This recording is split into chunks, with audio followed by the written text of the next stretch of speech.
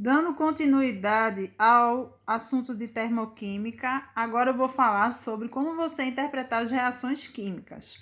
Então, eu coloquei aqui algumas reações como exemplo, tá? Eu já escrevi algumas coisas nelas e eu vou explicar um pouquinho para vocês. Então, essa seta aqui, ela separa reagente de produto. Então, reagente é o início da reação e produto é o final da reação. Como é que eu leio essa reação química? Olha, eu tenho aqui 1 mol. Então, quando eu vou ler esse número aqui, que vem antes da fórmula, eu leio 1 mol. É 1 mol de quê? 1 mol de H2O no estado sólido. Então, esse S significa sólido, tá? Então, ele está se transformando em 1 mol de H2O líquido, ok? E ao lado, eu escrevi o ΔH da reação. O ΔH dessa reação é mais 7,3 kJ. Me desculpe aí a pronúncia kJ, é porque eu não gosto de dizer kilojoule, tá? Mas isso não vai interferir na nossa aula.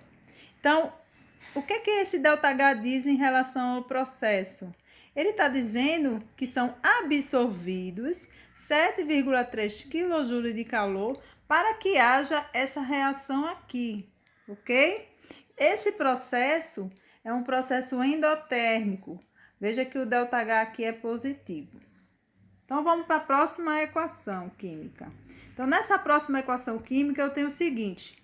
Eu tenho C6H12O6 no estado sólido.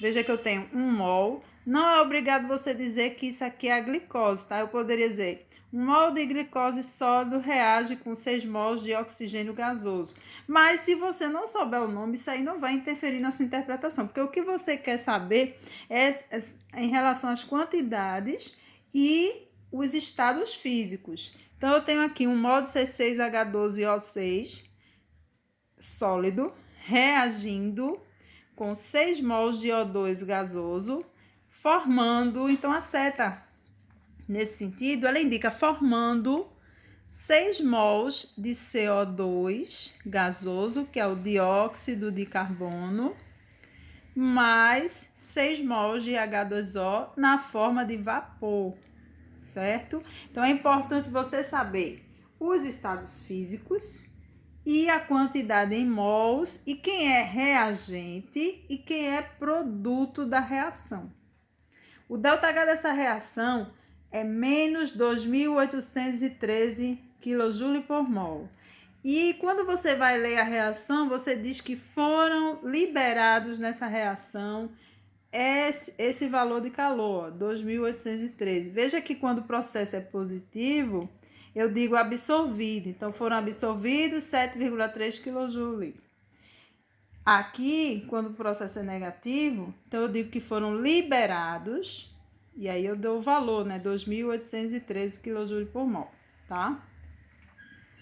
Agora vamos ver essa equaçãozinha aqui, essa equação química. Nessa equação química, eu tenho 1 mol de CaO, que é o óxido de cálcio sólido. Como eu já disse, não precisa você saber que isso aqui é o óxido de cálcio, mas se você souber que isso aqui é o CaO e ele está no estado sólido e tem 1 mol dessa substância, já está suficiente. E aqui ele está reagindo com 1 mol de óxido de silício, ou SiO2, está no estado sólido, tá? Então, eu tenho, ó, CaO sólido, 1 mol de CaO sólido, reage com 1 mol de SiO2 sólido, formando... Aí, eu tenho aqui, ó, silicato de cálcio. Embora eu já falei, né? Eu tô falando só por informação, para você saber o nome da fórmula. Mas não é necessário você saber. Basta você saber que eu tenho 1 mol de CaSiO3 no estado sólido. O ΔH dessa reação, esse zero aqui, indica que é um ΔH padrão, que mais para frente a gente vai ver o que é isso, tá? Mas agora eu só preciso dessa informaçãozinha aqui. Se eu quero saber se o processo é endotérmico ou exotérmico, eu vou olhar para o sinal. O sinal aqui aparece negativo, 89,5 kJ por mol. Então, eu posso interpretar da seguinte maneira essa reação. 1 mol de óxido de cálcio sólido reage com óxido de silício sólido para formar 1 mol de silicato de cálcio.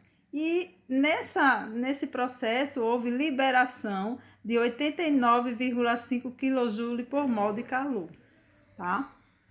E aí a próxima reação, a gente vai ler agora. Eu tenho aqui, ó, 1 mol. Quando não aparecer número nenhum, aí você bota 1, tá? Sempre antes da fórmula. Eu tenho 1 mol de nitrato, NO3 é o nitrato e o NH4 é amônia. Então, nitrato de amônia sólido.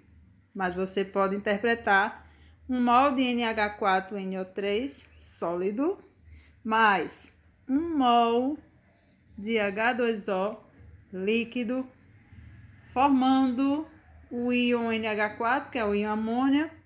Aqui significa aquoso, tá?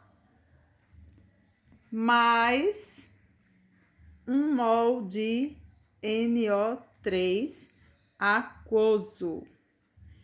E nessa reação houve absorção de calor. Por quê? Porque o ΔH aqui, ó, positivo, tá?